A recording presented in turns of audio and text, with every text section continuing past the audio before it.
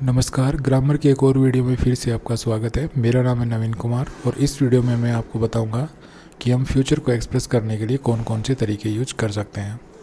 वैसे तो हम फ्यूचर को एक्सप्रेस करने के लिए काफ़ी तरीके यूज करते हैं, जैसे हम विल का यूज़ करते हैं, present indefinite, present continuous tense का यूज़ करते हैं, टू प्लस वर्ब की फर्स्ट फॉर्म का यूज़ करते हैं, बी अबाउट टू का यूज़ करते हैं, ठीक है, बी गोइंग टू एक फ्रेज होती है उसका यूज़ करते हैं। तो डिफरेंट जो है तरीके हैं जो अलग अलग यूज़ करते हैं। लेकिन ग्रामेटिकली कौन सा तरीका सही है, कहाँ पर हम विल यूज़ करते हैं, कहाँ पर हम बी गोइंग टू यूज़ करते हैं, कहाँ पर हमें प्रेजेंट इंडेफिनिट, कहाँ पर हमें प्रेजेंट कॉन्टिन्यूस वगैरह वगैरह यूज़ करना चाहिए, तो ये एक इम्पोर्टेंट चीज़ है। तो इस बारे में मैं जो है इस वीडियो में आपको बताऊंगा, लेकिन सारे जो हैं इसमें हम कवर नहीं कर पाएंगे सारे तरीके। लेकिन जिन तरीक़ों को हम इस वीडियो में कवर करेंगे वो हैं कि हम फ्यूचर को एक्सप्रेस करने के लिए कब हम विल का यूज़ करते हैं, कब हम बी गोइंग टू का यूज़ करते हैं, कब हम प्रेजेंट इंडेफिनिट और प्रेजेंट कॉन्टिन्यूस टेंस का यूज़ करेंगे। ठीक है, तो वीडियो को पूरा देखिए, बीच में स्किप मत कीजिए, क्योंकि अगर स्किप करेंगे तो काफ़ी इंपॉर्टेंट जो इन्फॉर्मेशन है वो स्किप होने की संभावना है। तो चलिए स्टार्ट करते हैं और पहला लेते हैं। तो सबसे पहले हमारे फैक्ट। अब फैक्ट क्या होता है? फैक्ट होता है कोई ऐसी स्टेटमेंट, कोई ऐसा एक्शन, कोई ऐसी सिचुएशन, कोई ऐसा इवेंट जो पास्ट में हुआ करता था वैसा ही प्रेजेंट में होता है अब, और जैसा प्रेजेंट और पास्ट में हुआ करता था वैसा ही फ्यूचर में होगा। ठीक है, और ये एक ऐसी चीज़ होती है जिसके ऊपर लोगों का कंट्रोल नहीं है, मतलब हमारा कोई कंट्रोल नहीं होता है। हम चाहें भी तो इनको हम बदल नहीं सकते, ये फिक्स हैं, ये स्टेबल हैं।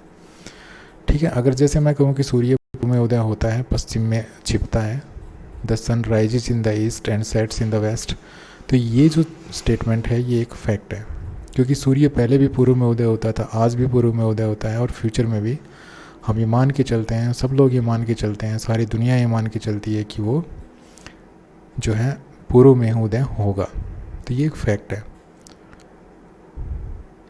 तो आप जिस एक्शन, इवेंट या सिचुएशन की फ्यूचर में होने की बात कह रहे हैं, और अगर वो कोई फैक्ट है, तो हम प्रेजेंट इंडेफिनिट टेंस का यूज करते हैं उसको एक्सप्रेस करने के लिए। हालांकि हम ऐसे सेंटेंसेस में, मतलब ऐसी स्थिति में हम टाइम का यूज भी करते हैं। जैसे मैं अगर ये कहूँ कि सूर्य कल 5 बजे उदय होगा, तो हालांकि मेरा जो सेंटेंस है वो लास्ट में कहाँ पे ख़त्म हुआ है, होगा। ठीक है, तो यहाँ पे मैं फ्यूचर टाइम को एक्सप्रेस कर रहा हूँ। तो फ्यूचर टाइम को एक्सप्रेस करने के लिए मैं जिस स्टेटमेंट को मैं बोल रहा हूँ, जिसके मैं फ्यूचर टाइम के बारे में बताना चाहता हूँ, वो एक फैक्ट है। मान लीजिए मैं बोल रहा हूँ कि सूर्य कल 5 बजे उदय होगा, तो सूर्य का उदय होना एक फैक्ट है। ठीक है, ये एक स्टेटमेंट है, ये नेचर से एक फैक्ट है, यूनिवर्सल ट्रूथ है। तो अगर आप इन यूनिवर्सल ट्रूथ वाले सेंटेंसेस को अगर आप फ्यूचर टाइम बताते हैं, तो आप प्रेजेंट इंडेफिनिट टेंस ही यूज़ करेंगे और कोई टेंस यूज़ नहीं करेंगे। और हाँ, क्योंकि आप फ्यूचर टाइम को एक्सप्रेस करना चाहते हैं, तो फ्यूचर में आप कब उन एक्शंस की, कुछ सिचुएशन और कुछ इवेंट की घटित होने की बात कर रहे हैं, वो आप टाइम बद लगा सकते हैं। ठीक है, तो चलिए एक एग्जांपल के द्वारा हम इस चीज़ को थोड़ा सा और अच्छी तरह से समझ सकते हैं। जैसे मेरा सेंटेंस लिया मैंने, the sun rises at 6 AM tomorrow. इस सेंटेंस को अगर हम हिंदी में ट्रांसलेट करेंगे तो इसकी हिंदी होगी, सूर्य कल सुबह 6 बजे उदय होगा। तो अब आप यहाँ पे देख रहे हैं कि मैंने यहाँ पे जो है टाइम भी यूज किया है, टुमारो ये फ्यूचर टाइम है, और यहाँ पे प्रेजेंट इंडेफिनिट टेंस यूज किया गया है। तो इस तरह से अगर आप जिस एक्शन की, जिस इवेंट की, जिस सिचुएशन की आप फ्यूचर में घटित होने की बात कर रहे हैं, और अगर वो कोई फैक्ट है, तो आप वहाँ पे प्रेजेंट इंडेफिनिट टेंस ही यूज़ करेंगे। ना तो आप वहाँ पे विल यूज़ कर सकते हैं, ना बी गोइंग टू, और ना कोई दूसरा टेंस। ठीक है, मतलब कोई दूसरा मेथड आप यहाँ पे यूज़ नहीं करेंगे। और दूसरी चीज़ ये है कि ये जो है हमारे कंट्रोल में नहीं है। मतलब जो स्पीकर है, मान लीजिए मैं बोल रहा हूँ इस चीज़ को कि the sun rises at 6 AM tomorrow, तो ये मेरे कंट्रोल में नहीं है, ये स्पीकर के कंट्रोल में नहीं है। तो स्पीकर के कंट्रोल में ज़रूरी नहीं है कि यही बात नहीं होती है, और भी बहुत सी बातें होती हैं। अब मान लीजिए इस पर तो ह्यूमन बीइंग का कोई कंट्रोल नहीं है, तो ह्यूमन बीइंग का किसी का भी कंट्रोल नहीं है, तो स्पीकर का कंट्रोल कैसे मिलेगा? लेकिन कुछ ऐसी जो हैं चीज़ें हैं, कुछ मतलब जैसे अगर हम देखें तो ये फिक्स है, ठीक है, लेकिन ये फिक्स किसने की है फिक्स? अब ये फिक्स करने वाला कौन है? ये फिक्स करने वाला सिर्फ प्रकृति है, भगवान है। लेकिन कुछ चीज़ें ऐसी होती हैं जो इंसान ने फिक्स की हैं, और जो इंसान ने फिक्स की हैं, और उन पर जो है स्पीकर का कंट्रोल भी नहीं हो सकता। मतलब फिर भी जो स्पीकर है उसका कंट्रोल नहीं है उसके ऊपर। तो कुछ ऐसी चीज़ें भी होती है जो इंसान ने फिक्स की हैं और जिनके ऊपर स्पीकर का कंट्रोल नहीं होता। तो वहाँ पे आप प्रेजेंट इंडेफिनेट भी यूज कर सकते हैं और विल का यूज भी कर सकते हैं, ठीक है। आप मेरी बात को समझने की कोशिश कीजिए। देखिए, कुछ चीज़ें ऐसी होती हैं जो इस दुनिया में फ़िक्स कर रखी हैं। अब फिक्स किसने की? एक तो प्रकृति ने की या भगवान ने की, हम मान लेते हैं। तो जो चीज़ भगवान ने या प्रकृति ने की वो फिक्स है, ठीक है, उसके ऊपर स्पीकर का कोई कंट्रोल नहीं है। स्पीकर का नहीं, साथ साथ में किसी भी व्यक्ति का उस पर कंट्रोल नहीं है। तो उसको अगर आप किसी ऐसी मतलब एक्शन सिचुएशन या किसी इवेंट के बारे में बताने जा रहे हैं जो फिक्स है और जो इंसान ने फिक्स नहीं कर रखी, और अगर आप उसका फ्यूचर टाइम एक्सप्रेस करना चाहते हैं तो आप प्रेजेंट इंडेफिनिट टेंस यूज़ करेंगे और फ्यूचर टाइम वहाँ पे आप ऐड कर सकते हैं, जैसे आपके सामने जो सेंटेंस है वो दे रखा है। लेकिन यहाँ पे मैं आपको बताना चाहूँगा कुछ ऐसी भी चीज़ें होती हैं जो फिक्स हैं, लेकिन जो भगवान ने नहीं, जो इंसान ने फिक्स की हैं, लेकिन उसके ऊपर भी स्पीकर का कंट्रोल नहीं है, ठीक है ना। स्पीकर उसमें कुछ नहीं कर सकता, उसमें कोई चेंज नहीं कर सकता। तो ऐसे जो है स्टेटमेंट होती हैं, उनको अगर आप फ्यूचर टाइम बताएंगे, उनका अगर आप फ्यूचर टाइम एक्सप्रेस करना चाहते हैं तो आप वहाँ पे जो है विल का यूज भी कर सकते हैं और प्रेजेंट इंडेफिनिट टेंस का यूज भी कर सकते हैं। जैसे देखिए, और स्कूल रीओपन इन जुलाई, हमारे स्कूल जुलाई में दोबारा से खुलेंगे। अब ये जो स्कूलों का खुलना है ये स्कूलों के खुलने की जो शेड्यूल है, जो टाइम टेबल है, वो किसने बनाया? अब ये तो इंसान ने बनाया, भगवान ने तो नहीं बनाया, ठीक है। और ये स्पीकर के कंट्रोल में नहीं है। अगर कोई स्टूडेंट बोल रहा है, मान लीजिए ये बात, तो उसके कंट्रोल में तो नहीं है कि वो जुलाई में ना खुले स्कूल, ठीक है। तो यहाँ पे हम इस सेंटेंस को प्रेजेंट यहाँ पे देखिए ये फ्यूचर टाइम है, ठीक है, ये फ्यूचर टाइम है और ये प्रेजेंट इंडेफिनेट है। और इसको अगर आप इस तरह से भी लिख सकते हैं, आवर स्कूल विल रीओपन इन जुलाई, हमारे स्कूल जो है जुलाई में रीओपन होंगे। तो आप यहाँ पे प्रेजेंट इंडेफिनेट भी यूज कर सकते हैं और फ्यूचर इंडेफिनेट भी यूज कर सकते हैं, मतलब विल का यूज भी आप कर सकते हैं, ठीक है। यहाँ पे ये देखिए, तो अब मेरे ख्याल से आप मेरी बात को समझ गए होंगे। इस जो डिफरेंस है इसको आप अच्छी तरह से समझ गए होंगे कि क्या वास्तव में होता है, ठीक है। जैसे अगला एग्जाम्पल देखिए, the next train leaves for Delhi at 11 AM। तो हम जिस एक्शन की या जिस सिचुएशन की फ्यूचर टाइम की बात कर रहे हैं वो ट्रेन की बात कर रहे हैं कि भाई द नेक्स्ट ट्रेन दिल्ली के लिए कब रवाना होगी? 11 बजे, ठीक है, 11 बजे रवाना होगी। तो यहाँ पे ये जो चीज़ है, मतलब ट्रेन का रवाना होना, ये किसने बनाया, किसने जो है शेड्यूल फिक्स किया इसका? इंसान ने। अब इंसान ने फिक्स किया, भगवान ने तो किया नहीं इसका। और ये, लेकिन ये स्पीकर के कंट्रोल में नहीं है। मान लो कोई पैसेंजर बोल रहा है ये बात, अब पैसेंजर के कंट्रोल में तो नहीं है कि ये चेंज हो जाए, या जो अगली ट्रेन है जो दिल्ली के लिए जाने वाली, जो हमेशा 11 बजे आती है, वो ना आए, ठीक है। तो इसके लिए आप प्रेजेंट इंडेफिनेट भी यूज़ कर सकते हैं और साथ में जो है विल का यूज़ भी कर सकते हैं। तो यहाँ पे हम the next train will leave for Delhi at 11 AM भी कह सकते हैं और the next train leaves for Delhi at 11 AM भी कह सकते हैं, ठीक है। अगला है जैसे the movie begins in 10 minutes, और इसको आप ऐसे भी कह सकते हैं the movie will begin in 10 minutes, ठीक है। तो इस तरह से हम ये देखते हैं कि सिर्फ ये सेंटेंस ऐसा है जिसका अगर हम फ्यूचर टाइम एक्सप्रेस करें तो सिर्फ प्रेजेंट इंडेफिनिट टेंस यूज़ करेंगे और उसमें फ्यूचर टाइम ऐड करेंगे। लेकिन नीचे वाला कोई भी सेंटेंस ऐसा नहीं है जिसमें हम, मतलब हमारे ऊपर ये बाध्यता हो, हम बाध्य हों कि हम सिर्फ प्रेजेंट इंडेफिनिट ही यूज़ करें। हम यहाँ पे प्रेजेंट इंडेफिनिट भी यूज़ कर सकते हैं, फ्यूचर टेंस भी यूज़ कर सकते हैं, मतलब विल का यूज़ भी कर सकते हैं सभी में। तो आप इस चीज़ को, डिफरेंस को याद कीजिए कि जिस दुनिया में बहुत सी चीज़ें ऐसी हैं जो फिक्स हैं, तो वहाँ पे अगर आप फ्यूचर टाइम एक्सप्रेस करेंगे उन चीज़ों का, तो हम प्रेजेंट इंडेफिनिट भी यूज़ कर सकते हैं और जो है विल का यूज़ भी कर सकते हैं। लेकिन जो चीज़ स्पीकर के कंट्रोल में नहीं है और वो चीज़ सिर्फ मतलब स्पीकर नहीं, किसी भी व्यक्ति के कंट्रोल में नहीं है, और जो फिक्स करने वाला भगवान है, ठीक है, जो प्रकृति है उसको फिक्स करने वाली, तो उसको आप सिर्फ प्रेजेंट इंडेफिनिट में लिखेंगे। और जो जिस चीज़ को फिक्स करने वाला इंसान है लेकिन स्पीकर के कंट्रोल में नहीं है, तो वहाँ पे आप उनका अगर आप फ्यूचर टाइम एक्सप्रेस करना चाहते हैं तो आप वहाँ पे प्रेजेंट इंडेफिनिट भी यूज़ कर सकते हैं, और वहाँ पे आप विल का यूज़ भी कर सकते हैं।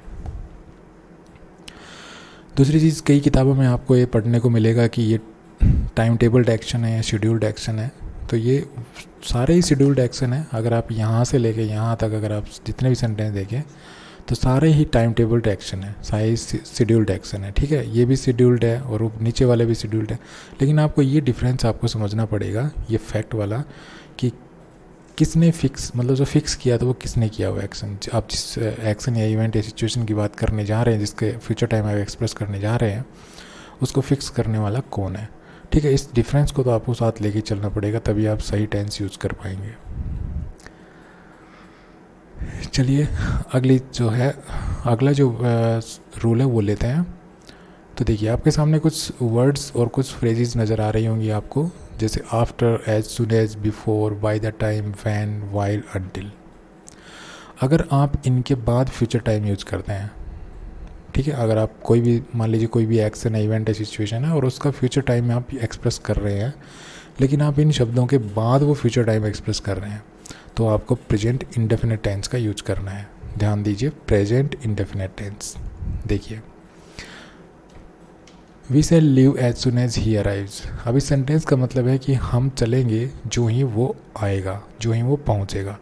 अब यहाँ पे एज सुन एज यहाँ पे लिया गया है, ये एज सुन एज है, तो यहाँ पे ये एज सुन एज है, तो यहाँ पे हम फ्यूचर, मतलब इस समय हम क्या कर रहे हैं कि इसका मतलब जो है, इसका जो भाव है इस सेंटेंस का वो ये है कि हम चलेंगे यहाँ से, ठीक है, हम चलेंगे जो ही वो आएगा। अर्थात ना तो हम अभी चले हैं, ना वो अभी आया है, तो ये तो कब होगा, फ्यूचर में होगा। मान लीजिए अगर मैं टाइम लाइन बनाऊँ और ये मेरा प्रेजेंट है और ये फ्यूचर है, तो मैं यहाँ पे खड़ा हूँ, मैं, क्योंकि स्पीकर का जो स्पीकिंग टाइम होता है वो प्रेजेंट होता है, ये पॉइंट होता है।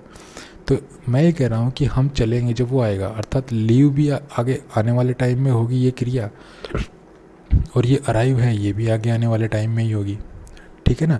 और वास्तव में देखा जाए तो पहले ये होगी, फिर उसके बाद ये होगी, तो फ्यूचर में ये हो रही है तो ये तो उसके बाद भी होगी, ये तो इसके भी बात होगी, ठीक है ना। तो लेकिन यहाँ पे आप देख रहे हैं प्रेजेंट इंडेफिनिट टेंस यूज किया गया है, इसीलिए यूज किया गया है क्योंकि ये एज सुन एज आ रहा है यहाँ। तो हमेशा ध्यान रखिए कि इन शब्दों के बाद अगर आप फ्यूचर टाइम एक्सप्रेस करना चाहते हैं तो वहाँ पे आपको प्रेजेंट इंडेफिनिट टेंस की ज़रूरत पड़ेगी, आपको प्रेजेंट इंडेफिनिट टेंस ही यूज करना पड़ेगा। चलिए और सेंटेंस लेते हैं। Bye the time you get home I shall have finished my homework. अब यहाँ पे आप देख सकते हैं, यहाँ पे बाय द टाइम यूज़ किया गया है। अब बाय द टाइम के बाद देखिए, इस पूरे सेंटेंस को पढ़िए आप। Bye the time you get home, जब तक तुम घर पहुँचोगे मैं अपना जो होमवर्क है वो समाप्त कर चुका हूँगा। तो होमवर्क अभी तो समाप्त नहीं हुआ है, एट प्रेजेंट तो नहीं हुआ है, फ्यूचर में होगा, तो यहाँ तो फ्यूचर है, और जब तुम घर पहुँचोगे अर्थात घर भी पहुँचना जो है फ्यूचर में ही होगा। तो यहाँ पे देखिए आप प्रेजेंट इंडेफिनिट टेंस यूज़ किया गया है क्योंकि यहाँ पे बाय द टाइम के बाद है ये। तो इन शब्दों के बाद अगर आप फ्यूचर टाइम एक्सप्रेस करना चाहते हैं तो आपको हमेशा प्रेजेंट इंडेफिनिट टेंस का ही यूज करना पड़ेगा।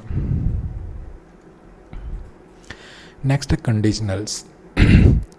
कंडीशनल्स की शुरुआत इफ़ से होती है, इन केस से हो सकती है, अनलेस से हो सकती है। अनलेस का मतलब इफ़ नॉट होता है, और प्रोवाइडेड दैट या अकेले प्रोवाइडेड से भी हो सकती है, ठीक है। प्रोवाइडेड लगा लीजिए या प्रोवाइडेड दैट लगा लीजिए, दोनों शब्द भी आ सकते हैं, और इन दोनों का मतलब होता है ऑन कंडीशन दैट, ठीक है। इन ये जो प्रोवाइडेड दैट है इसका मतलब होता है ऑन कंडीशन दैट। तो इनके बाद अगर आप फ्यूचर टाइम एक्सप्रेस करना चाहते हैं, if, in case, unless, provided that, तो वहाँ भी आपको प्रेजेंट इंडेफिनिट टेंस ही यूज़ करना पड़ेगा, ठीक है। जैसे एग्जांपल देखते हैं, जैसे if you work hard you will pass. अब यहाँ पे देखिए, अगर तुम मेहनत करोगे तो तुम पास हो जाओगे। तो मेहनत करना भी आने वाले टाइम में ही होना है और पास होना भी आने वाले टाइम में ही होना है, दोनों ही फ्यूचर में होने हैं, दोनों ही एक्शन, ये भी और ये भी। लेकिन क्योंकि हम ये इफ़ के बाद हम यहाँ फ्यूचर टाइम एक्सप्रेस करना चाहते हैं तो हम यहाँ पे प्रेजेंट इंडेफिनिट टेंस का यूज करेंगे। एक और एग्जांपल लीजिए, I will come provided that you invite me. मैं आऊँगा लेकिन इस शर्त पर कि तुम मुझे आमंत्रित करोगे, तुम मुझे इनवाइट करोगे। तो इस सेंटेंस का मतलब है I will come on condition that you invite me. ठीक है, तो ये प्रोवाइडेड दैट के बाद ये एक्शन इनवाइट की बात कही जा रही है। और देखा जाए तो आई विल कम, मैं आऊँगा जब तुम मुझे इनवाइट करोगे, अर्थात एट प्रेजेंट तो ना तो मैं आया हूँ ना तुमने मुझे इनवाइट किया है, दोनों ही जो काम है वो फ्यूचर में होने हैं। ठीक है, तो ये इनवाइट भी फ्यूचर में ही होना है, ये वर्ब भी, ये एक्शन भी फ्यूचर में ही होना है, लेकिन क्योंकि ये यहाँ पे फ्यूचर टाइम है यहाँ पे, ठीक है, क्योंकि ये इनवाइट जो है एक्शन है ये फ्यूचर में होना है, लेकिन क्योंकि ये प्रोवाइड दैट के बाद यूज हम कर रहे हैं, तो प्रोवाइड दैट के बाद अगर आप फ्यूचर टाइम यूज करना चाहेंगे, फ्यूचर टाइम एक्सप्रेस करना चाहेंगे, तो वो फ्यूचर टाइम एक्सप्रेस करने के लिए हमें क्या यूज करना पड़ेगा, प्रेजेंट इंडेफिनिट टेंस। अगला देखिए, unless you apologise he will not forgive you. तो यहाँ पर भी आप देख सकते हैं अनलेस के बाद प्रेजेंट इंडेफिनिट टेंस यूज किया गया है। तो इस तरह से आप इन चीज़ों को समझने की कोशिश कीजिए ताकि कोई ग्रामेटिकल एरर आपसे ना हो। अगला है never use present continuous tense for, अर्थात कभी भी प्रेजेंट कॉन्टिन्यूस टेंस यूज़ मत कीजिए फ्यूचर को एक्सप्रेस करने के लिए। अब कब कब मत कीजिए, देखिए पहले मैं आपको सारे ही जो हैं जितने भी रूल्स हैं इस स्लाइड में, वो जितने भी रूल्स और सेंटेंसेस इस स्लाइड में वो मैंने आपके सामने जो है डिस्प्ले कर दिए हैं। अब हम धीरे धीरे इन चीज़ों को समझने की कोशिश करते हैं।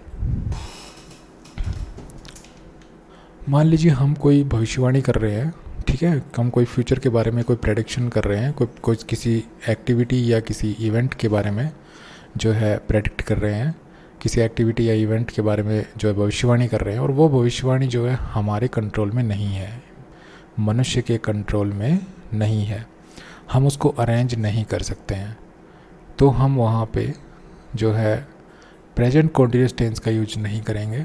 हालांकि हम उसके लिए विल का यूज़ भी कर सकते हैं और बी गोइंग टू का यूज़ कर सकते हैं। ठीक है, एक चीज़ और मैं आपको यहाँ पे, अगर किसी स्टूडेंट को अगर ये नहीं पता कि बी गोइंग टू क्या है, तो बी गोइंग टू के बारे में मैं आपको बता दूँ। यहाँ पे ये जो बी है, ये बी की हम बी यूज़ नहीं करते हैं सेंटेंस में। हम जैसे इसकी बी की फॉर्म होती हैं इज, एम, आर, और पास्ट फॉर्म होती हैं वो होती हैं वॉज और वर। ठीक, हम ये यूज़ करते हैं, बी यूज़ नहीं करते हैं। तो देखिए, हाँ, तो हम क्या बात कर रहे थे, हम ये बात कर रहे थे कि अगर आप कोई प्रेडिक्शन कर रहे हैं, कोई भविष्यवाणी कर रहे हैं, और वो भविष्यवाणी किसी ऐसी एक्टिविटी के बारे में या इवेंट के बारे में है जो फ्यूचर में होगी, ठीक है, आप ये कह रहे हैं कि भाई वो फ्यूचर में होने वाली है और वो उस पर हमारा कोई कंट्रोल नहीं है, किसी भी व्यक्ति का उस पर कोई कंट्रोल नहीं है, कोई भी दुनिया में कोई ऐसा व्यक्ति नहीं है जो उसको अरेंज कर सके अपनी मर्ज़ी से। ठीक है, तो ऐसी भविष्यवाणी में हम जो है विल का यूज़ कर सकते हैं, बी गोइंग टू का यूज़ कर सकते हैं, लेकिन प्रेजेंट कॉन्टिन्यूस का यूज़ आप हरगिज नहीं करेंगे। जैसे इट विल रेन, बारिश होगी, तो इट विल रेन, बारिश होगी आप कह सकते हैं, क्योंकि ये बारिश का होना एक ऐसी एक्टिविटी है जिस पे हमारा कोई कंट्रोल नहीं है, किसी ह्यूमन बीइंग का कंट्रोल नहीं है। ठीक है, आप इसको ऐसे भी कह सकते हैं it is going to rain, लेकिन आप ऐसे नहीं कह सकते इट इज़ रेनिंग। ठीक है, तो इस चीज़ को आपको ये चीज़ समझनी पड़ेगी। दूसरी चीज़ यहाँ पे मैं आपको एक छोटी सी वैसे बता देना चाहता हूँ, हो सकता है इस वीडियो में हम इस चीज़ को डिस्कस ना करें। जब भी हम प्रेजेंट कॉन्टिन्यूस के लिए अगर हम प्रेजेंट कॉन्टिन्यूस को अगर हम फ्यूचर टाइम एक्सप्रेस करने के लिए यूज करते हैं, तो वहाँ पे हम 100% श्योर वहाँ पे टाइम का यूज करते हैं कि वो एक्शन फ्यूचर में कब होगा। लेकिन अगर हम बी गोइंग टू का यूज करते हैं फ्यूचर को एक्सप्रेस करने के लिए, फ्यूचर टाइम को एक्सप्रेस करने के लिए, तो हमारे पास मतलब ऑप्शन होता है कि हम टाइम यूज ना भी करें तो हमारा कुछ मीनिंग है उसमें कोई भी डिस्टर्बेंस क्रिएट नहीं होगा। ठीक है, कन्फ्यूजन क्रिएट नहीं होगा वहाँ पे। तो ये हम किसी और वीडियो में डिस्कस करेंगे। फिलहाल हम यहाँ पे अपने जो रूल है उसको देखते हैं। तो जैसे इट विल रेन कह सकते हैं आप, it is going to rain कह सकते हैं। इसी प्रकार से ये देखिए, साइंटिस्ट से वैज्ञानिक कहते हैं दैट द कोविड-19 will affect the whole humanity या is going to affect the whole humanity. ठीक है, वैज्ञानिक कहते हैं कि जो कोविड-19 है वो सारी मानवता को प्रभावित करेगा। अब ये जो कोविड-19 है और इसका मानवता को प्रभावित करने वाली जो बात है, ये हमारे कंट्रोल में नहीं है, हम इसको अरेंज नहीं कर रहे अभी फ़िलहाल, ठीक है ना। तो यहाँ पे हम जो है विल का यूज़ कर सकते हैं और बी गोइंग टू का भी यूज़ कर सकते हैं, ठीक है। लेकिन यहाँ पे हम प्रेजेंट कॉन्टिन्यूस टेंस का यूज़ नहीं कर सकते। उसके बाद है परमानेंट फ्यूचर सिचुएशंस। अब कुछ ऐसी सिचुएशंस हैं जो एट प्रेजेंट तो नहीं है लेकिन जो फ्यूचर में होंगी। अब फ्यूचर में कोई ऐसी सिचुएशन बन जाए और वो सिचुएशन बन जाए और बनने के बाद वो परमानेंट हो जाए, ठीक है। अब इस चीज़ को समझने की कोशिश कीजिए। आप किसी ऐसी सिचुएशन के बारे में बता रहे हैं जो फ्यूचर में कंप्लीट हो जाएगी, वो सिचुएशन फ्यूचर में क्रिएट हो जाएगी, ठीक है। और वो सिचुएशन जब बन जाएगी तो वो परमानेंट बन जाएगी। तो उसके लिए आप जो है, अगर आप ऐसी सिचुएशन के बारे में वर्तमान में बता रहे हैं कि भाई फ्यूचर में ऐसा होगा, और वो एक सिचुएशन होगी, ध्यान दीजिए, एक्शन नहीं होगा, सिचुएशन होगी। तो अगर आप किसी ऐसी सिचुएशन के बारे में जो फ्यूचर में होनी है और आप अब बता रहे हैं उसके बारे में, और जब वो सिचुएशन बनेगी फ्यूचर में तो वो परमानेंट हो जाएगी, स्थायी हो जाएगी, उसमें कोई बदलाव नहीं हो पाएगा, ठीक है। एक तरह से परमानेंट स्थायी रूप से हो जाएगी। तो वहाँ पे आप प्रेजेंट कॉन्टिन्यूस टेंस यूज़ नहीं कर सकते, विल यूज़ कर सकते हैं, बी गोइंग टू यूज़ कर सकते हैं। जैसे अच्छे से एग्जाम्पल हैं दो यहाँ पे। My house will have 3 floors. तो अब मान लीजिए आप कोई घर बना रहे हैं अपना, और घर बना रहे हैं, आपने अभी तो नहीं बनाया घर, लेकिन आप कह रहे हैं कि भाई मेरे घर में 3 फ्लोर्स होंगी। तो भविष्य में आपका घर बन जाएगा, तो ये सिचुएशन है, ठीक है। और वहाँ पे अब जब आपका घर बन जाएगा तो 3 फ्लोर बन जाएंगी। तो क्या आप उसको बार बार चेंज कर सकते हैं? ये एक ऐसी सिचुएशन बन जाएगी जो परमानेंट होगी। तो आप उस फ्यूचर में होने वाली उस सिचुएशन का जिक्र आप वर्तमान में कर रहे हैं, अर्थात वर्तमान में आप उस सिचुएशन का जिक्र कर रहे हैं जो इस समय नहीं है, फ्यूचर में होगी, ठीक है। और वो एक ऐसी सिचुएशन का जिक्र कर रहे हैं कि जब वो क्रिएट हो जाएगी तो परमानेंट बन जाएगी। तो वहाँ पे आप विल का यूज़ कर सकते हैं और बी गोइंग टू का यूज़ कर सकते हैं। जैसे my house will have 3 floors भी कह सकते हैं आप ऐसे भी कह सकते हैं my house is going to have 3 floors, ठीक है। इसी प्रकार से ये है my new flat will face north. My new flat will face north कह सकते हैं, my new flat is going to face north कह सकते हैं कि जो मेरा नया फ्लैट होगा उसका जो उसके सामने जो है उत्तर दिशा होगी। अब एक बार जब आप फ्लैट बना लेंगे तो ऐसा तो नहीं है कि शाम को आप उस फ्लैट को उधर घुमा लेंगे। ये जब आप फ्लैट बना लेंगे जिस दिशा में, तो उस दिशा में ये तो सिचुएशन ऐसी क्रिएट हो जाएगी जो परमानेंट सी हो जाएगी, स्थायी हो जाएगी। तो आप यहाँ पे भी आपका फ्लैट बना नहीं है, फ्यूचर में बनेगा, ठीक है। आप फ्यूचर टाइम एक्सप्रेस कर रहे हैं यहाँ पे। तो आप यहाँ पे विल का यूज़ भी कर सकते हैं और बी गोइंग टू का भी यूज़ कर सकते हैं, लेकिन प्रेजेंट कॉन्टिन्यूस का यूज़ आप यहाँ पे ना करें। अगला है सपोज, सपोजिंग और व्हाट इफ़। तो इनके बाद हम जो है प्रेजेंट इंडेफिनिट टेंस यूज़ करते हैं फ्यूचर टाइम एक्सप्रेस करने के लिए।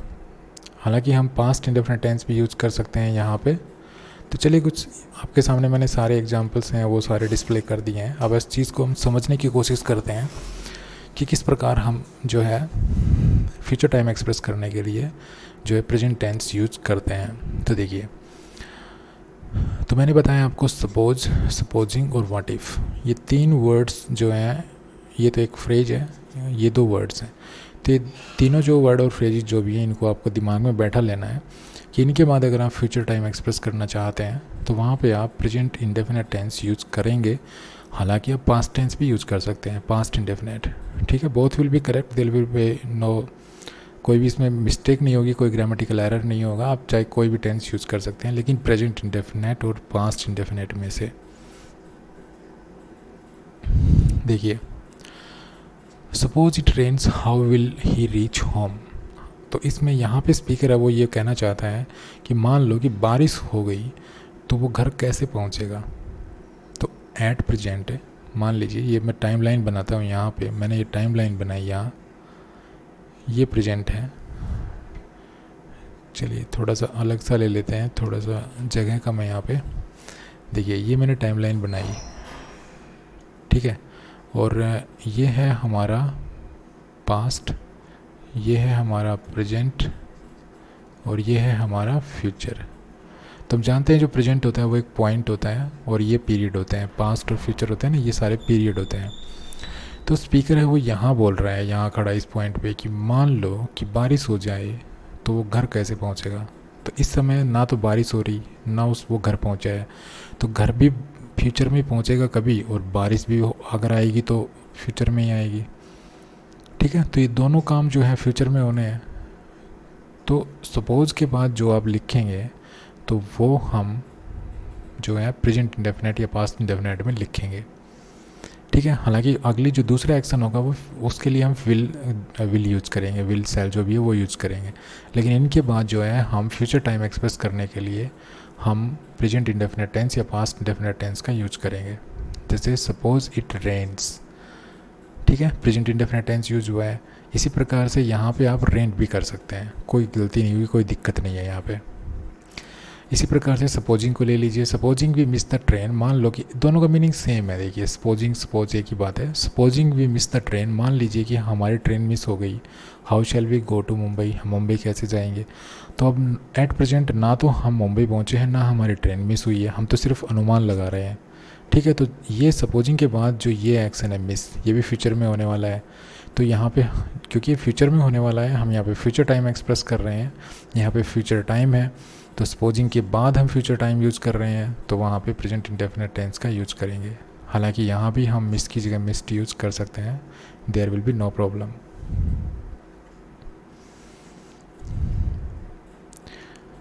आगे है planned future events, no routine actions और इवेंट्स। मान लीजिए कोई फ्यूचर में कोई एक्शन होना है, लेकिन हमने शुरुआत में जो जिन एक्शंस का जिक्र किया था ना, शुरुआत में जब हम फैक्ट्स का जिक्र किया था, तो वहाँ पे हमने जो जिन एक्शंस किया, जिन इवेंट्स या जिन सिचुएशंस का जिक्र किया था वो भी प्लान्ड ही थे। ठीक है, वो भी प्लान्ड ही थे, लेकिन वो क्या था कि रूटीन थे, वो रूटीनली एक्शन थे, वो एक रूटीन वाइज होते थे। जैसे अगर मान लीजिए मैं कहूँ कि सूर्य पूर्व में उदय होता है, तो ये रूटीन एक्शन है, वो हर दिन सूर्य उदय होता है, और जो है हर दिन पूर्व में उदय होता है। अगर मैं कहूँ कि भाई और स्कूल रीओपन इन जुलाई, अगर हमारे स्कूल जो है जुलाई में और दोबारा खुलेंगे, तो ये हर जुलाई में दोबारा खुलेंगे। ठीक है, ये जो हमारे स्कूल हैं, मान लो बच्चों की छुट्टी जून में हमेशा पड़ती है, हर जून में पड़ती है, और हर जुलाई में रीओपन होते हैं स्कूल, तो वो एक रूटीन एक्शन है। ठीक है, अब हम इस स्लाइड में जो जिक्र करेंगे वो प्लान्ड, और वो भी जो है फ्यूचर के प्लान्ड एक्शन है, लेकिन वो ऐसे एक्शन है जो रूटीन नहीं है, मतलब उनमें रूटीन है, वो जो रूटीन एक्शन और इवेंट नहीं है ये। ठीक है, तो उनके लिए हम क्या करेंगे, तो जो प्लान्ड फ्यूचर एक्शन है, जो फ्यूचर के लिए हमने प्लान कर रखा है, और वो रूटीन एक्शन नहीं है, ना वो रूटीन इवेंट वगैरह है, तो उसके लिए हम जो है बी गोइंग टू यूज़ कर सकते हैं, और प्रेजेंट कॉन्टीन्यूस भी यूज़ कर सकते हैं। ठीक है, जैसे I am washing my car in the evening. आप इसको ऐसे भी कह सकते हैं, I am going to wash my car, I am going to wash my hair in the evening. ठीक है, आप चाहे तो इसको ऐसे कह सकते हैं, I am washing my hair in the evening. आप ऐसे भी कह सकते हैं, I am going to wash my hair in the evening. तो यहाँ पे हमने प्रेजेंट कॉन्टीन्यूस टेंस यूज़ किया, यहाँ पे हमने जो है बी गोइंग टू, ये फ्रेज है ये यूज़ की, और ये एक ऐसा जो है एक्शन है जो रूटीन एक्शन नहीं है। ठीक है ना, ये एक्शन जो है ये रूटीन एक्शन नहीं है। ऐसा नहीं है कि ये रूटीन एक्शन है कि भाई ये इसकी जो नेचर है वो रूटीन है और ये रूटीनली होता है। ऐसा नहीं है कि मैं हमेशा ही अपने बाल जो है वो शाम को धोऊंगा, कभी मैं पहले भी धो सकता हूँ, भाई दोपहर में भी धो सकता हूँ, सुबह भी धो सकता हूँ। ये रूटीन एक्शन नहीं है, ये वन टाइम एक्शन है। तो वन टाइम एक्शन अगर कोई प्लान्ड एक्शन है, मान लीजिए कोई वन टाइम एक्शन है और वो मैंने प्लान कर लिया पहले ही, तो उसके लिए हम जो है बी गोइंग टू का भी यूज़ कर सकते हैं और प्रेजेंट कॉन्टीन्यूस का भी यूज़ कर सकते हैं। ओके, लेकिन डिफरेंस होता है इनमें, छोटा सा डिफरेंस होता है, और डिफरेंस जो होता है वो सिर्फ मीनिंग का होता है, भाव का होता है। ठीक है, जब आप एम वॉशिंग यूज़ करेंगे तो कुछ थोड़ा सा अलग होगा, और बी गोइंग टू यूज़ करेंगे, be going to wash use करेंगे तो थोड़ा सा डिफरेंस होगा अलग। देखिए, अगर आप कहते हैं I am seeing Sohan tonight, मैं आज रात सोहन को मिलने जाऊँ, मतलब मैं आज रात सोहन से मिलूँगा, तो यहाँ पे आप अरेंजमेंट को एम्फेसिस कर रहे हैं कि आपने ये चीज़ अरेंज कर रखी है। लेकिन अगर आप कहते हैं I am going to see Sohan tonight, तो यहाँ पे आप अपनी इंटेंशन को एम्फेसिस कर रहे हैं। ठीक है, यहाँ पे इंटेंशन को जो है एम्फेसिस किया जा रहा है, और ऊपर वाला जो सेंटेंस है आई एम सीइंग, यहाँ पे अरेंजमेंट को एम्फेसिस किया जा रहा है। तो जब आप प्रेजेंट कॉन्टिन्यूस यूज़ करेंगे तो वहाँ पे आप अरेंजमेंट को एम्फेसिस कर रहे होंगे, और वहाँ अगर आप बी गोइंग टू यूज़ करेंगे तो वहाँ पे आप अपनी इंटेंशन को एम्फेसिस कर रहे होंगे। ये डिफरेंस है दोनों में। अब बात करते हैं डिसीजन की। ठीक है, मान लीजिए हमने एट प्रेजेंट को डिसीजन ले लिया और किसी ऐसे कार्य का डिसीजन लिया जो हम फ्यूचर में करेंगे। ठीक है, तो वो डिसीजन जो है वो दो प्रकार का होता है। एक तो होता है प्रायर डिसीजन, जो डिसीजन मैंने, मान लीजिए मैंने जो, अभी मैं आपको एक बार मैं सारे जो है ना आपके सामने डिसीजन ये जो है डिस्प्ले कर देता हूँ, इसके बाद हम समझेंगे इस चीज़ को। तो देखिए, मैंने टाइमलाइन बनाई ये, ठीक है, और यहाँ पे मेरा है पास्ट, और यहाँ पे मेरा है प्रेजेंट, और ये मेरा है फ्यूचर। इस चीज़ को थोड़ा सा ध्यान से समझना, ठीक है, बिल्कुल इजी है, कोई दिक्कत नहीं है। तो देखिए, ये पॉइंट है मेरा, मैं यहाँ पे खड़ा बोल रहा हूँ, मैंने कोई डिसीज़न लिया, और मैंने जो डिसीज़न लिया वो मैं पहले ही लेके चला था, मतलब पहले ही ले रखा था मैंने डिसीजन। मैं फ्यूचर में कोई काम करूँगा और वो डिसीजन मैं पास्ट से ही ले रखा है मैंने वो डिसीजन। ठीक है, मैं जिस डिसीजन के बारे में एट प्रेजेंट बोल रहा हूँ इस पॉइंट पे, वो डिसीजन मैंने पास्ट में ले रखा है, पास्ट से ले रखा है, लेकिन वो काम करूँगा मैं फ्यूचर में। ठीक है, वो एक्शन या जो भी होगा वो फ्यूचर में होगा, वो काम मैं फ्यूचर में करूँगा, लेकिन डिसीजन मैंने पास्ट से लेके चल रहा हूँ मैं।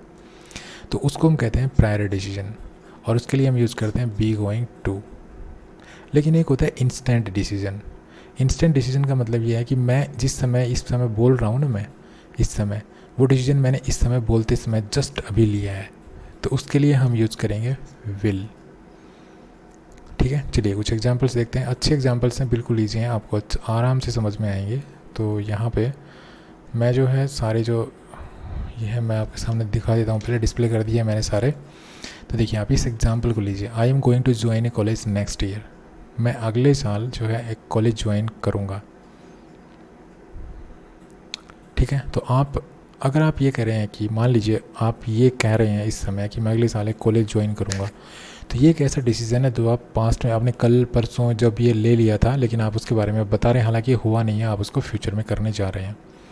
ठीक है, तो ऐसे डिसीजन के लिए हम जो है बी गोइंग टू का इस्तेमाल करते हैं। लेकिन आप ये देखिए, ये एग्जांपल देखिए, सोहन एक लड़का है जो अपना जो उसका मित्र है मोहन, उसके घर गया, और उसने उसकी वो वहाँ जो है मोहन उसको वहाँ पे नहीं दिखा उनके घर पे, और उसकी मम्मी मिली। तो सोहन ने कहा आंटी वेयर इज़ मोहन। उसकी मम्मी ने कहा he is taking a bath, कि वह स्नान कर रहा है। तो सोहन कह रहा है ओके आई विल वेट, ठीक है मैं इंतज़ार कर लूँगा। तो यहाँ पे वो ये जो डिसीजन उसने इंतज़ार करने का लिया है वो इंस्टेंट डिसीजन है। वो घर से चला था तब वो डिसीजन, मतलब वो ये डिसाइड करके नहीं चला था कि मैं इंतज़ार करूँगा, सोहन मोहन नहीं मिलेगा, फलाना दिख रहा, ठीक है ना, ये ऐसा नहीं है। तो ये इंस्टेंट डिसीजन है, और इसके लिए यहाँ पे इसने विल का यूज़ किया है। तो इस तरह से जो भी डिसीजंस होते हैं वो डिसीजन दो प्रकार के होते हैं, प्रायर डिसीजन, इंस्टेंट डिसीजन। जो डिसीजन आप बोलते समय जस्ट उस समय लेते हैं इंस्टेंटली, तो उसके लिए आप विल यूज़ कीजिए। और जो डिसीजन आपने ऑलरेडी ले रखे हैं, पास्ट से चले आ रहे हैं, आपने सोच रखा है कि ये काम आने वाले टाइम में करूँगा, तो उसके लिए आप बी गोइंग टू का इस्तेमाल कीजिए। आई होप आप अच्छी तरह से समझ गए होंगे इस चीज़ को। तो उसके बाद है हमेशा अवॉइड कीजिए, क्या चीज़ अवॉइड कीजिए कि बी गोइंग टू को आप, ये जो फ्रेज है बी गोइंग टू, इसको आप एक गो और कम, जो ये दो वर्ब्स हैं, इनके साथ ही यूज़ भूल कर भी ना करें। ठीक है, तो इसके लिए कुछ एग्जांपल्स हैं, जैसे I am going to go to Mumbai tomorrow, तो और एक है I am going to Mumbai tomorrow. अब आप समझ गए होंगे इसमें से कौन सा सेंटेंस आपको यूज़ करना चाहिए, कौन सा नहीं करना चाहिए। ठीक है, तो इसमें मेन वर्ब देख लीजिए क्या है, मेन वर्ब है गो। तो गो के लिए हम गो के साथ हम ये यूज़ नहीं करते बी गोइंग टू। ठीक है, तो ये हमें यूज़ नहीं करना है, हम टू के साथ हम सिंपल प्रेजेंट कॉन्टिन्यूस यूज़ कीजिए, I am going to Mumbai tomorrow, ये सही है। ठीक है, उसी प्रकार से अगला सेंटेंस है my friend is going to come to the party in the evening, और एक है my friend is coming to the party in the evening.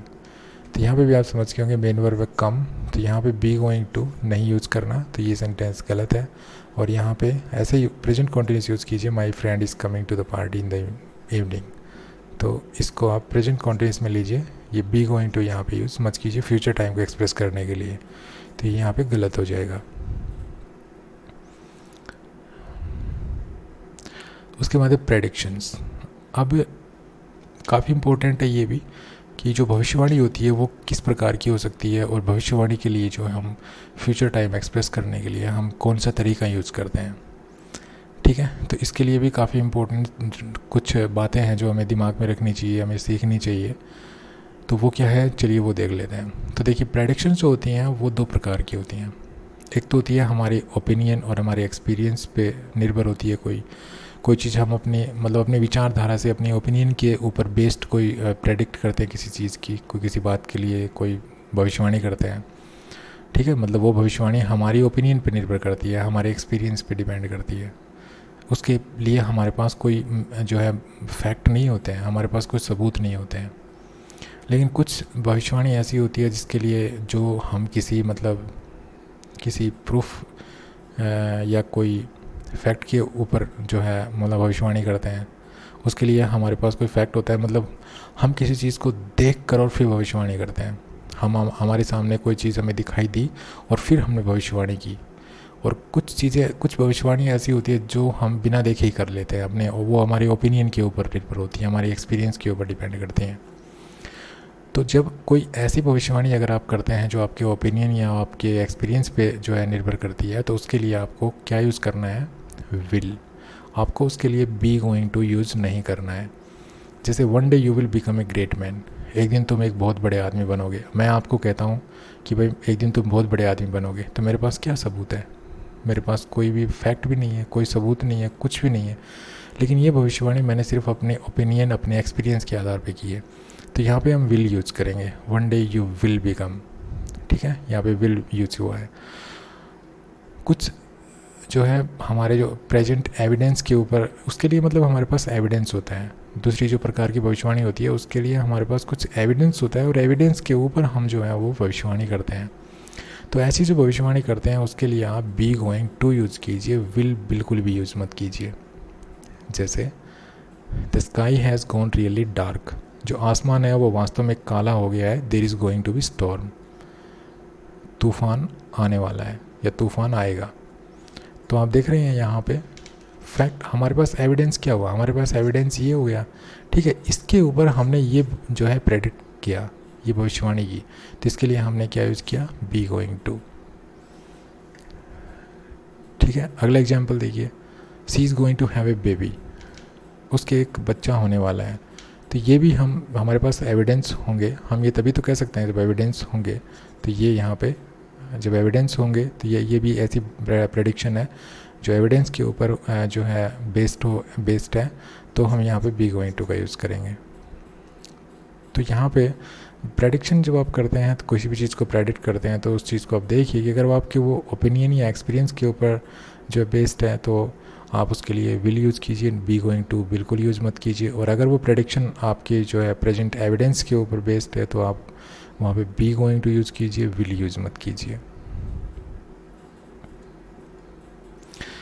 उसके बाद है कुछ शब्द होते हैं, कुछ शब्दों के समूह होते हैं। जैसे ये आई बैट हो गया, I expect, I hope, I imagine, I reckon, I think, I wonder, I am sure. ठीक है, तो ये जो शब्द हैं इनके बाद भी जो है विल यूज़ कीजिए आप। जैसे I think the train will leave सून।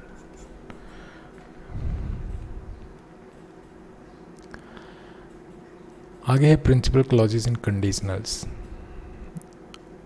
अब जो कंडीशनल्स कंडीशनल क्या होते हैं, जो इफ़ से शुरू होते हैं। और जो इफ़ में जो इफ़ क्लॉज होती हैं, जिसको हम इफ़ क्लॉज कहते हैं, तो उनमें हमें देखना चाहिए, क्या हमें वहाँ पे बी गोइंग टू यूज़ करना चाहिए या हमें विल यूज़ करना चाहिए। तो देखिए, उसके बारे में हम छोटी सी बात है, ये हम कर लेते हैं, थोड़ा सा इसके ऊपर भी थोड़ा सा एनालिसिस कर लेते हैं। काफ़ी इम्पोर्टेंट है ये भी। लेकिन यहाँ पे हम जिस फ्यूचर टाइम की बात कर रहे हैं वो फ्यूचर टाइम प्रिंसिपल क्लोज का होगा। ठीक है, इफ़ क्लोज वाला फ्यूचर टाइम नहीं होगा। ठीक है, तो आप जैसे देख रहे हैं कि यहाँ पे मैंने ये इफ़ क्लोज तो हमारी यहाँ पे है, ठीक है ना, यहाँ पे। लेकिन हम बात कर रहे हैं अभी यहाँ की प्रिंसिपल क्लोज की। तो यहाँ पे हम बी गोइंग टू यूज़ कब करेंगे, कब हम विल यूज़ करेंगे, तो इसको हम देखेंगे अब। तो देखिए, अगर मान लीजिए कि जो प्रिंसिपल क्लोज में जिस एक्शन के बारे में हम बता रहे हैं, जो एक्शन प्रिंसिपल क्लोज में होगा, अगर वो इफ़ क्लोज पे डिपेंड करता है, ठीक है, अगर वो इफ़ क्लोज पे डिपेंड करता है। फिर सुन लीजिए, अगर प्रिंसिपल क्लोज में होने वाला एक्शन अगर इफ़ क्लोज पे डिपेंड करता है तो हम बी गोइंग टू यूज़ करेंगे। सॉरी, अगर डिपेंड नहीं करता है तो हम बी गोइंग टू यूज़ करेंगे। ठीक है, अगर फिर सुन लीजिए, मैं भी थोड़ा कन्फ्यूज हो रहा हूँ इस चीज़ में। अगर जो कार्य हम मतलब जो कार्य प्रिंसिपल क्लॉज में हो रहा है, हम किसी कार्य की जिक्र कर रहे हैं जो प्रिंसिपल क्लॉज में हो रहा है, ठीक है, तो ये कार्य अगर इस पे डिपेंड करता है, इस पे डिपेंड करता है तो हम विल यूज़ करेंगे, नहीं करता है तो हम ये बी गोइंग टू यूज़ करेंगे। ठीक है, आई होप आप अच्छी तरह समझ गए होंगे। चलिए इन सेंटेंसेस का मीनिंग निकाल के देख लेते हैं, फिर अच्छी तरह से समझ में आएगा। एक बार फिर आप रिमाइंड कीजिए वीडियो को पॉज करके कि मैंने बात क्या बताई है। ठीक है, तो एक बार हम फिर से एक बार अपने चीज़ को रिमाइंड कर लेते हैं। देखिए, मैंने यहाँ पे क्या बताया, I am going to open a bottle of cold drink. मैं आपके लिए कोल्ड ड्रिंक की बोतल खोलूँगा। इफ़ यू वांट सम, अगर तुम्हें चाहिए तो, मतलब इफ़ यू वांट सम, अगर तुम्हें कुछ चाहिए तो यहाँ पे मैं कोल्ड ड्रिंक की बोतल की खोलने की बात कर रहा हूँ। तो ये खोलना अगर इसके ऊपर डिपेंड नहीं है तो हम बी गोइंग टू यूज़ करेंगे, और अगर ये खोलना इसके ऊपर डिपेंड है तो हम विल यूज़ करेंगे।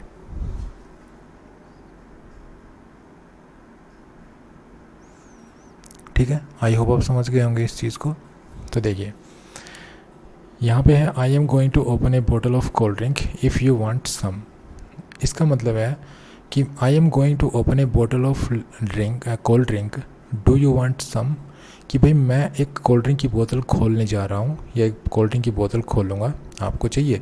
मतलब अगर आपको नहीं भी चाहिए तो भी मैं खोलूँगा, इसका मतलब ये है। अगर आपको नहीं भी चाहिए ना तो भी मैं तो खोलूँगा, लेकिन मैं आपसे वैसे पूछ रहा हूँ कि भाई मैं खोलने जा रहा हूँ, मैं खोल रहा हूँ, मतलब एक कोल्ड ड्रिंक की बोतल खोलूँगा अगर आपको चाहिए तो। ठीक है, लेकिन ये ऐसा नहीं है कि अगर ये कह देगा नहीं चाहिए तो ये नहीं खोलेगा। तो अगर ये नहीं चाहिए इसको, ये वांट वर्ब ना भी हो, मतलब ये जो कोल्ड ड्रिंक की बोतल है इसको खोलना इसके ऊपर डिपेंड नहीं है। ऐसा नहीं है कि ये तभी खोलेगा जब ये इसको चाहिए कि तभी खोलेगा, ऐसा नहीं है। ठीक है, तो अगर ऐसा नहीं है तो हम बी गोइंग टू यूज़ करेंगे। लेकिन अगर यहाँ पे अगर ये जो बोतल का खोलना, मतलब ये बोतल तभी खोलेगा जब इसको चाहिए, तो हम विल यूज़ करेंगे। तो अगर आप बी गोइंग टू यूज़ करेंगे तो इसका मतलब ये निकलेगा कि भाई ये काम तो होगा, भले ही ये काम हो या ना हो, ये चाहे या ना चाहे, लेकिन ये काम तो होगा। लेकिन अगर आप विल यूज़ करेंगे तो इसका मतलब ये है कि ये तभी होगा जब ये होगा। मतलब ये अगर चाहेगा ना कुछ कोल्ड ड्रिंक तो ये खोलेगा, लेकिन यहाँ इस सेंटेंस का मतलब ये है कि भले ही ये ना चाहे लेकिन ये खोलेगा। ठीक है, तो आई होप आप इस चीज़ को समझ गए होंगे। हालांकि ये छोटी सी चीज़ें हैं कुछ जो शायद हम जैसे टीचर्स को भी थोड़ी बहुत कंफ्यूज कर देती हैं। तो कैसा लगा ये वीडियो? हम आगे आने वाली वीडियोज़ में कुछ और भी जो मेथड्स हैं जिसके द्वारा हम फ्यूचर टाइम एक्सप्रेस करते हैं वो सीखेंगे, लेकिन फ़िलहाल इस वीडियो में बस इतना ही। तो कैसा लगा वीडियो? अगर वीडियो अच्छा लगा तो प्लीज़ को लाइक कीजिए, शेयर कीजिए और चैनल को सब्सक्राइब करना ना भूलें। Thanks for watching this video. Happy learning. Bye bye.